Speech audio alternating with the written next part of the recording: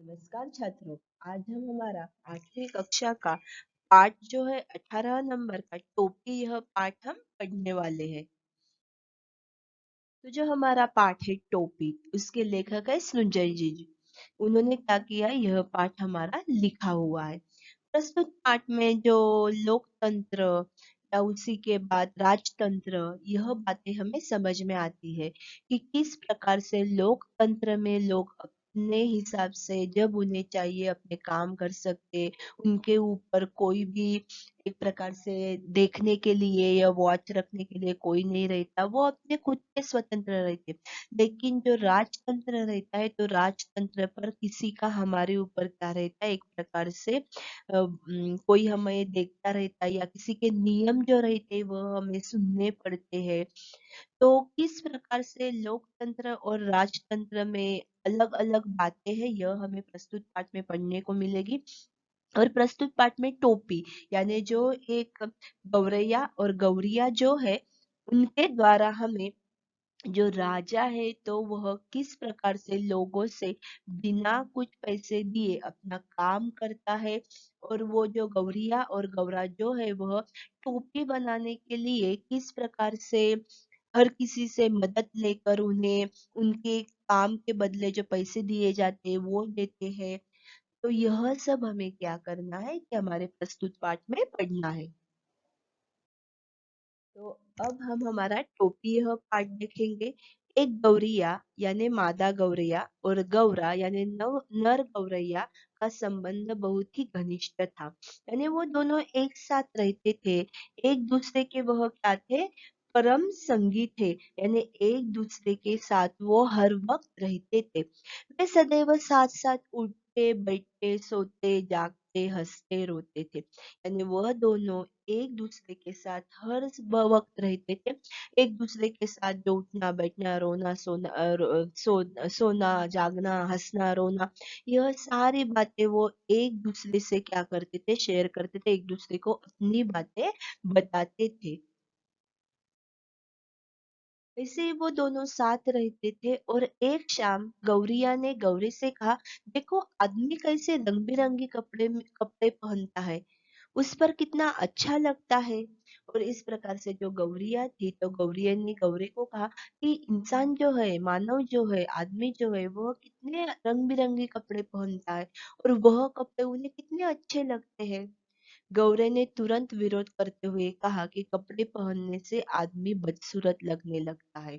और इस प्रकार से गौरा जो था, तो गौरे ने तुरंत अपना विरोध बताया या तुरंत उस बात को विरोध किया कि कपड़े पहनने से आदमी बदसूरत लगने लगता है, खूबसूरत नहीं, बदसूरत लगने लगता है। उनकी उसकी खूबसूरती ढक जरूर जाती है। और गौरी का कहना था कि जो इंसान है वह अगर कपड़े पहनता है, तो उसके जो शरीर की जो खूबसूरती होती है, तो वो खूबसूरती क्या हो जाती है, कपड़ों की वजह से ढक जाती है।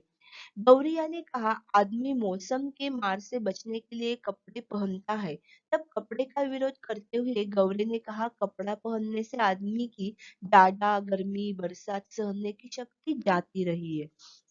और इस प्रकार से जो गौरा था, गौरे का कहना था कि इंसान की खूबसूरती जो होती है कपड़े पहनने से वो कम हो जाती है। लेकिन जो गौरिया थी, तो गौरिया ने कहा कि आदमी सिर्फ खूबसूरत लगने के लिए ही कपड़े नहीं पहनता। तो जो मौसम रहते हैं, जैसे कि 3 जो मौसम है, जाड़ा गर्मी बरसात, तो उनसे बचने के लिए भी वह क्या करता है कि कपड़े पहनता है। तब उसका विरोध करते हुए गौरे ने कहा कि कपड़ा पहनने से आदमी की ज्यादा गर्मी बरसात सहने की शक्ति जाती रहती है। यानी आदमी अगर कपड़े पहनता है तो मौसम की मार से बचने के लिए कपड़े पहनता है। लेकिन यहाँ पर गौरीये का कहना था कि नहीं, अगर वह कपड़े अगर पहनता है, तो ये तीनों मौसम जो है, तो इन तीनों मौसम को सहने की शक्ति उसके अंदर जो रहती है, तो वह उसकी क्या हो जाती है, कम हो जाती है। क्योंकि वह अपने कपड़ों पर क्या होता है कि एक प्रकार से आधारित होता है कि कपड़े डालने से मेरी ठंड चली जाएगी, या जो एक प्रकार से सूत के जो कपड़े रहते हैं वो डालने से मुझे गर्मी के दिनों में ज़्यादा गर्म नहीं लगेगा। इस प्रकार से उसकी जो शक्ति रहती है, तो वह शक्ति क्या हो जाती है, कम हो जाती है। ऐसे गौरा क्या कर रहा है, गौरीये को समझा रहा है। तो इस प्रकार से जो गौरिया और गौरा है उन दोनों में बहस बहस शुरू है कि किस प्रकार से कपड़े पहनने से इंसान सुंदर लगता है और इंसान सुंदर नहीं लगता। और उसी के बाद जो गौरा है वह गौरिये को कह रहा है कि कपड़े पहनते ही उसकी हैसियत का पता चल जाता है। और जैसे ही कपड़े पहनते हैं तो इंसान जो है तो उसकी हैसियत जो है तो उसका पता चल जाता है कि कौन एक प्रकार से निम्न स्तर में है, कौन उच्च स्तर में है। यह कपड़े से समझ में आ जाता है। आदमी आदमी में सत्तरियों भेद समझ में आने लगते हैं। और इसी प्रकार से मनुष्य मनुष्य में जो बहुत सारे सत्तरियों यानी बहुत सारे भेद जो है वह समझ में आने लगते हैं। वह कपड़े पहनकर लाज ही नहीं ढकता, काम करने वाले हाथ पैर भी ढक लेता है, हम तो नंगे ही सही। और इस प्रकार से वह सिर्फ अपनी लज्जा जो होती है वह एक प्रकार से ढकने के लिए कपड़े नहीं पहनता, तो अपने काम करने के लिए जो हाथ पैर दिए हैं उन्हें भी वह क्या करता है कि कपड़ों से क्या करता है ढक देता है। जैसे कि दस्ताने मोजे जो होते हैं पैरों में डालने के लिए, तो उनसे वह क्या करता है कि अपने हाथ पैर क्या कर देता है ढक देता है, जो कि हमने काम करने के लिए इंसान को जो दिए है वह। और उसी के बाद जो गौरा है वह गौरी को कह रहा है कि इसलिए हम बिना कपड़े पहने ही क्या है सही है। गौरिया बोली आदमियों के सर पर टोपी कितनी अच्छी लगती है, मेरा भी जी टोपी पहनने को करता है। गौरी ने कहा तू टोपी तू पाएगी कहाँ से। और इस प्रकार से गौरिया बोल रही है, उन दोनों में बातें शुरू हुई इंसान के कपड़े पहनने के ऊपर से। और अभी गौरिया बोल रही है कि आदमी के सिर पर जो टोपी रहती है वह टोपी मुझे बहुत अच्छी लगती है। मेरा भी मन क्या करता है कि वह टोपी पहनने के लिए मेरा मन मुझे लगता है कि मैं भी टोपी पहनूं। तो फिर जो गौरा है तो गौरे ने गौरी से कहा कि तू टोपी पाएगी कहाँ से, तू टोपी कहाँ से लाएगी, अगर तुझे टोपी पहननी है तो तू कहाँ से टोपी लाएगी खुद को एक प्रकार से पहनने के लिए। और जो गौरा है वह गौरी को समझा रहा है टोपी तो आदमियों का राजा पहनता है और अपनी टोपी सलामत रखने के लिए अनेकों को टोपी पहनाने पड़ते हैं, तो इस चक्कर में मत ही पड़। और इस प्रकार से अगर गौरिया का मन कर रहा है कि टोपी पहनने के लिए, तो इस प्रकार से गौरा है वह गौरी को कह रहा है कि ये टोपी तो जो आदमियों का राजा रहता है वह पहनता है, और अपनी खुद की टोपी जो होती है उसे सलामत रखने के लिए या अपनी खुद की टोपी या खुद का जो एक प्रकार से राज जो रहता है या खुद के पास जो एक प्रकार से शासन रहता है, तो उसे बचाने के लिए लोगों को अनेकों को टोपी पहनानी पड़ती है। टोपी पहनाना यानी क्या, खुशामद करना, उनकी ऊपर ऊपर करना, यह मुहावरा है टोपी पहनाना यानी खुशामद करना या ऊपर ऊपर करना। अपने खुद का जो शासन है उसे बचाने के लिए हमें क्या करना पड़ता है कि दूसरों की खुशामद करनी पड़ती है, दूसरों की ऊपर ऊपर करनी पड़ती है। और उसी के बाद गौरा जो है गौरी को कह रहा है तो इस चक्कर में पड़ ही मत, ये टोपी और ये सब बातें जो है ना तो ये इंसान के लिए है। ये आदमियों का जो राजा होता है वह टोपी पहनता है, तो इस चक्कर में पड़ ही मत। गौरा तनिक समझदार था पर गौरिया जिद्दी और धुन की पक्की थी। और जो गौरा था तनिक मैंने थोड़ा समझदार था, लेकिन जो गौरिया थी वह जिद्दी और धुन की पक्की थी। धुन की पक्की होना यानी क्या कि वह काम पूरा ही करना, इस प्रकार से वह गौरिया थी। अगले दिन वे प्रतिदिन की तरह दाना चुगने निकले तो घूरे पर उन्हें रुई का फाहा मिल गया। और उसी के बाद अगले दिन एंड आज उनकी बातें हुई है कि मुझे टोपी चाहिए, मुझे टोपी पहननी है इस प्रकार से। और दूसरे दिन वह प्रतिदिन यानी सुबह दाना चुगने यानी दाना खाने के लिए वह घूरे पर, घूरा यानी क्या कि कूदा जो रहता है, कूदे पर वह गए, उन्हें रुई का फाहा मिल गया। और इस प्रकार से रुई यानी जो कॉटन रहती है तो रुई का उन्हें फाहा, फाहा यानी क्या कि टुकड़ा उन्हें उस कूदे पर उन गौरी को मिल गया। जैसे ही गौरिया को रुई का जो फाहा था वह मिल गया, टोपी का जुगाड़ मिलते ही गौरिया खुशी से पागल हो गई। और इस प्रकार से टोपी का जुगाड़ यानी टोपी का इंतजाम यानी टोपी किसे बनानी है यह मिलते ही गौरिया बहुत खुशी से पागल हो गई, बहुत खुश हो गई। गौरी ने उसे समझाते हुए कहा तेरे जैसा ही एक बावरा था जिसे रास्ते में एक चाबुक मिल गया। और फिर उसी प्रकार से जो गौरिया थी वह फाहा मिलने के बाद क्या हो गई, बहुत खुश हो गई। तो इसलिए जो गौरा था वह उसे एक उदाहरण देकर उसे समझा रहा था कि तेरे जैसा ही एक बावरा था, तेरे जैसा ही एक एक प्रकार से कम दिमाग वाला था जिसे रास्ते में एक चाबुक मिल गया। वह बावरा चिढ़ने लगा, चाबुक तो मिल गया, बाकी बचा तीन, घोड़ा, लगाम और जीन। और इस प्रकार से उस बावरे की या उस पागल व्यक्ति की वह गौरा क्या कर रहा है, गौरीये को उदाहरण दे रहा है कि उसे अगर एक चाबुक रास्ते में मिल गया तो चाबुक मिलने के बाद वह एक जैसे बोलने लगा कि अभी चाबुक तो मिल गया, अभी तीन बातें जो है वह बाकी है, घोड़ा, लगाम और जीन। और इस प्रकार से यह सब बातें क्या है कि घोड़े से संबंधित है कि अभी चाबुक तो जो है वह मिल गया, लेकिन घोड़ा, लगाम और जीन। जीन यानी क्या, कि घोड़े की पीठ पर एक प्रकार से रखी जाने वाली गद्दी जिस पर हम बैठते हैं उसे कहा जाता है जीन। तो इस प्रकार से घोड़ा, लगाम, जीन, यह तीन बातें क्या है, अभी बाकी है। इस प्रकार से वह जो बावरा था वह कंटिन्यू एक जैसे बोलता रहा था, अभी तीन चीजें बाकी है, घोड़ा, लगाम, जीत, अभी तीन चीजें बाकी है, घोड़ा, लगाम, जीत। गौरे ने उससे कहा कि रुई के फाये से टोपी तक का सफर तुझे कुछ पता नहीं है। और इस प्रकार से गौरा जो है गौरीये को समझा रहा था कि रुई के फाये से लेकर टोपी बनाने तक का जो सफर है, जो रास्ता है, तुझे पता नहीं है वो किस प्रकार से बनाया जाता है। और वह एक प्रकार से क्या कर रहा है कि गौरीये को समझा रहा है कि यह जो रास्ता है यह बहुत ही कठिन है, यह तुझे मालूम नहीं है कि किस प्रकार से इससे फाये से, जो रुई का फाहा है, उससे किस प्रकार से टोपी बनाई जाती है, तुझे पता तक नहीं है। अब रुई का फहा जो मिला था उसे लेकर गौरिया और गौरा जो एक एक जो फाइल से लेकर जो टोपी बनने के लिए जिन जिन व्यक्तियों की जरूरत थी उनके पास जाते हैं, अभी हम देखेंगे। गौरिया रुई का फहा लिए दुनिया के पास गए। उसने गौरिया की रुई धुनने से मना कर दिया। दुनिया ने कहा कि जो रुई होती है उसे साफ करने वाला। तो उसके पास वह गौरिया और गौरा वहां पर गए।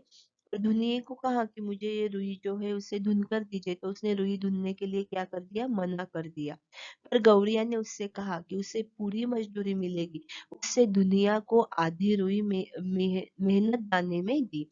और इस प्रकार से जो दुनिया था, तो दुनिया को गौरिया ने कहा कि तू अगर मुझे ये रुई धोकर एक प्रकार से धुन कर देगा तो तुझे मैं आधी जो तेरी मजदूरी है, तो उसके लिए आधी रुई में मेहनत दाने यानी तूने जो मेहनत की है उसके बदले में तुझे आधी रुई जो है वो मैं तुझे दे दूंगी। और इस प्रकार से वहां पर जो भी एक प्रकार से कारीगर थे या काम करने वाले जो थे, तो राजा उनसे हर वक्त मुफ्त में काम करता था। इसलिए दुनिया ने भी खुशी खुशी रुई धुन दी। और इस प्रकार से अपने काम के बदले अगर हमें मेहनत ताने मिल रही है या मेहनत के बदले कुछ मिल रहा है, यह समझते ही दुनिया ने क्या किया, खुशी खुशी उस रुई को धुन लिया। वह राजा का काम मुफ्त में करने जा रहा था।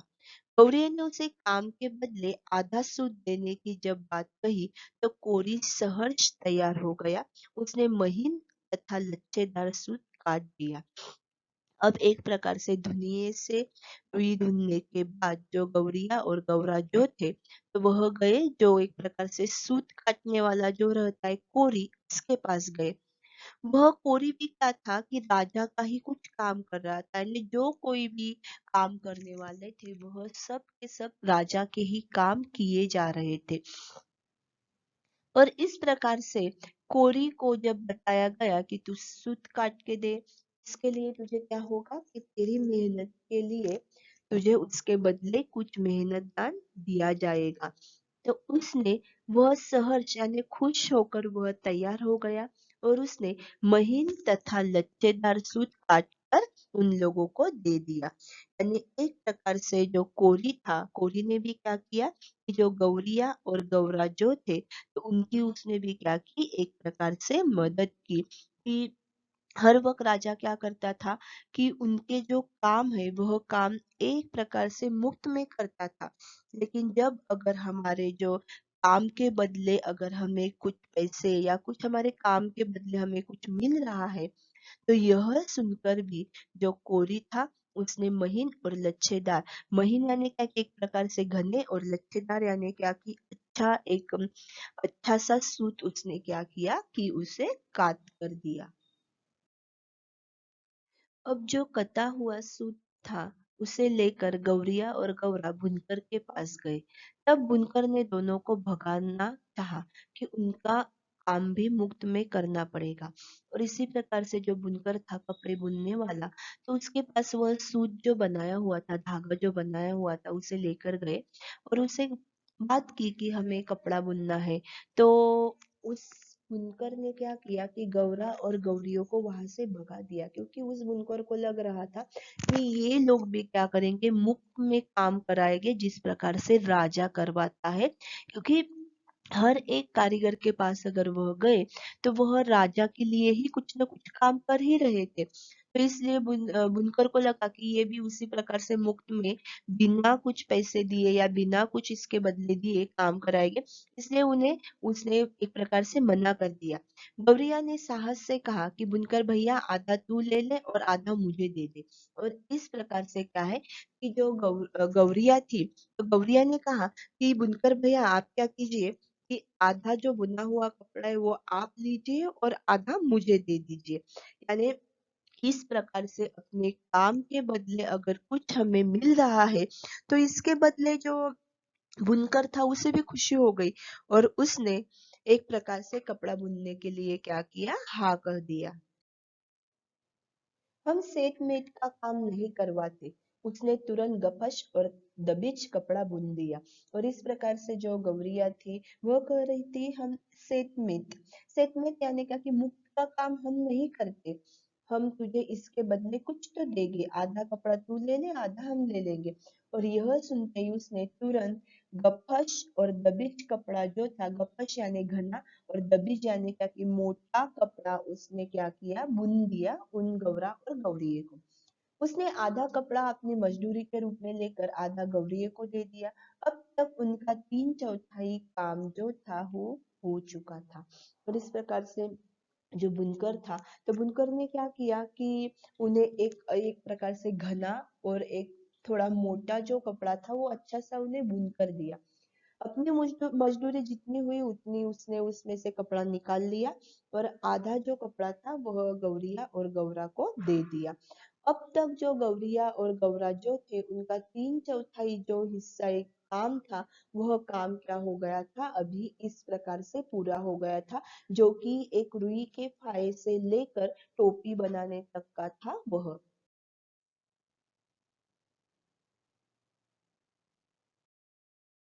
तो छात्रों, हमने इस प्रकार से देखा कि प्रस्तुत पाठ में जो गौरा और गौरिया जो है, तो वह उन्हें उनके राज में क्या शुरू है यह बातें उनको नहीं मालूम थी कि राज्य में किस प्रकार से जो राजा है वह लोगों से बिना कुछ लिए काम करवाता है। लेकिन वह उन्हें जो गौरिया को टोपी बनानी थी, वह हर एक कारीगर को उसके काम किए गए बातों का जो बदलाव में जो दिया जाता है वो देते हुए कीमत देते हुए वह क्या कर रहे थे, अपना काम करे जा रहे थे। और 1/4 हिस्से तक का काम उन्होंने क्या कर दिया था, पार कर दिया था। अब इसके आगे का जो पाठ है हम हमारे अगले वीडियो में देखेंगे। धन्यवाद।